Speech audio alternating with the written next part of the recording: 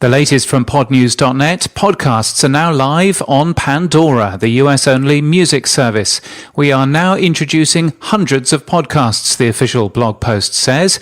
The bottom of their blog post also contains details for submitting yours. Google is trialling a news radio station, on your smart speaker. The company is planning an equivalent to NPR One, which lets you flick between individual news stories. It's unclear what this means for short-form podcasts currently available on Google's news briefing, and it may be where the 60dB team ended up. Spotify has published the most listened to podcasts on the platform, focusing on Spotify-exclusive content. Amy Schumer's much-promoted podcast only reaches number 4.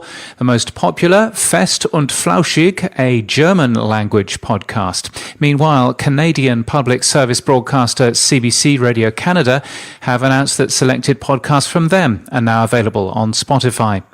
Anchor is a divisive podcast host. Rebel Base Media's Mark Asquith says in a blog post that they aren't the villain in the podcasting story that the podcasting elite would claim they are. Global's DAX has signed to represent Omnicast Media's Something You Should Know. The BBC has announced box sets on BBC Sounds, including a slew of new releases. Some content is exclusive to the BBC Sounds app, which is only available within the UK, and we're not quite sure which. The Bellow Collective have published their 100 Outstanding Podcasts of 2018. Also, Nick Quah has published his Top 10 in Vulture, and Sarah Larson's Best Podcasts of 2018 are in New Yorker. And visual podcast app Entail has added bookmarks to their app, opened the waitlist for their Android app, and announces that they're 91% funded.